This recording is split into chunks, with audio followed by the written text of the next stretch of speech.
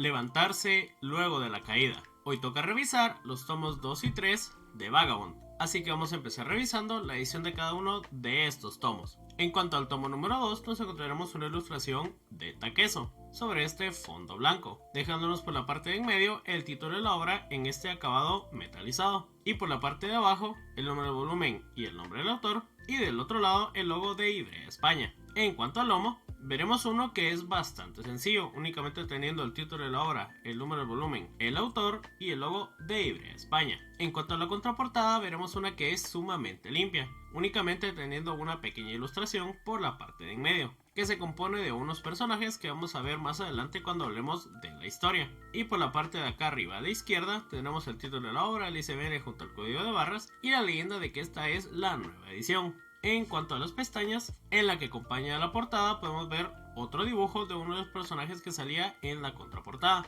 acompañados de un breve resumen que da introducción a este tomo. Y en cuanto a lo que acompaña a la contraportada, veremos unas cuantas palabras del autor, acompañados de una pequeña ilustración y de los créditos correspondientes, por lo que si retiramos la sobrecubierta podremos observar un aumento y un acomodo de la ilustración que vimos en la portada, acompañado de los mismos elementos que ya hemos visto: título, número de volumen, autor y editorial Ivrea. Ahora, en cuanto al lomo, podremos observar que es exactamente el mismo, con la diferencia que ahora aquí todos los detalles estarán en color blanco. Y en la contraportada podremos ver otro acomodo de la ilustración y por la parte de abajo el logo de Ivrea. Ya en cuanto a la edición interna, seguimos con hoja blanca y prácticamente sin ninguna transparencia, con un gramaje la verdad bastante bueno. Y además, este tomo contiene unas cuantas páginas a color en lo que respectan al capítulo número 12, y que son de las que tiene como extra esta edición, además de nuevamente tener las aclas con información y ciertos aspectos interesantes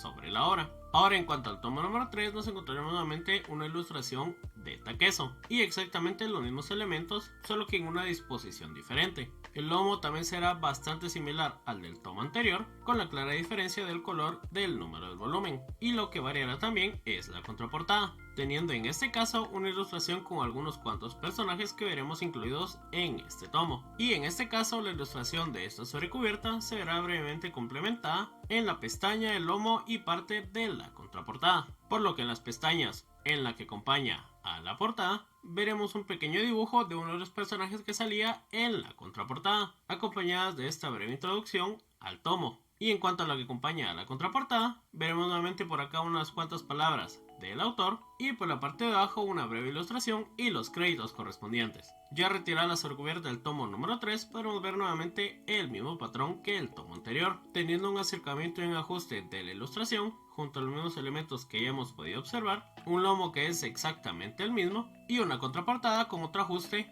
de la ilustración. En cuanto a las páginas, seguiremos con hoja blanca, de un gramaje bastante bueno y prácticamente sin ninguna transparencia. Y aquí también tendremos unas cuantas páginas a color. Tendremos unas acá al inicio en lo que sería el capítulo número 22 y otras por acá en lo que sería el capítulo número 25 y las que serían del capítulo número 26, donde tanto las del 25 como las del 26 son de esta edición exclusivamente, y como siempre con el contenido extra de las aclas. Entonces ahora sí, vamos a pasar a revisar la historia contenida en estos dos tomos. Al inicio del tomo número 2 seguiremos con la emboscada de Takezo por parte de la abuela de Matahachi, de la cual logra escapar, pero topándose con un monje en el camino. Y mientras sigue escondido de estas personas, este será interceptado por el hermano del líder de la banda que vimos al final del tomo anterior, lo que originará una pelea con cierta intensidad, pero que se verá interrumpida por quienes aún están en búsqueda de Takezo. Pero antes, regresando con el monje, veremos que este se encuentra acompañado por Otsu y el señor de la aldea, donde el monje, luego de decirle un par de verdades, le recomienda que Otsu sea quien vaya en búsqueda de Takezo, donde además él también la acompañará, por lo que una vez estos ya introducidos en el bosque, se toparán con un Takezo bastante débil, que sucumbirá rápidamente ante Otsu y Takuan, por lo que ahora Takezo se encontrará cautivo, recibiendo diferentes visitas, tales como la abuela de Matahachi, Otsu y el monje Takuan, dejándonos de último la aparición de este mismo personaje que ya vimos al inicio del tomo, y que cuando está a punto de cumplir su cometido será interrumpido por Takuan, derivando esto en que se diga que Takezo ha muerto. Esto con la finalidad de poder darle una segunda oportunidad, pero no sin antes poder decirle unas cuantas verdades y hacerle ver una realidad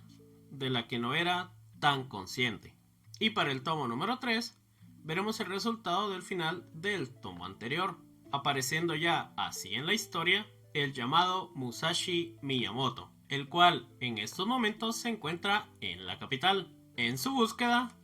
del dojo Yoshioka, donde su interés es enfrentarse al líder de este mismo, aunque antes de enfrentarse a él directamente, deberá pelear contra algunos aprendices. Pero mientras esto va sucediendo, descubriremos que Matahachi se encuentra ahí, en la capital, y además enfrente del dojo, donde por ciertas casualidades se encuentra con Denshichiro Yoshioka, uno de los importantes de este dojo. Por lo que mientras Musashi está peleando con uno de los discípulos de alto rango, aparece Denshichiro, el cual peleará contra Musashi. Pero antes de que esto suceda, aparece Seiyuro Yoshioka, el verdadero representante de este dojo, por lo que Musashi empieza a provocarlo para que pelee contra él. Sin embargo, Seiyuro realiza un único movimiento, lo que deja en claro la amplia diferencia que existe entre estos dos, por lo que Seiyuro procede a retirarse. Sin embargo, Musashi sigue bastante insistente,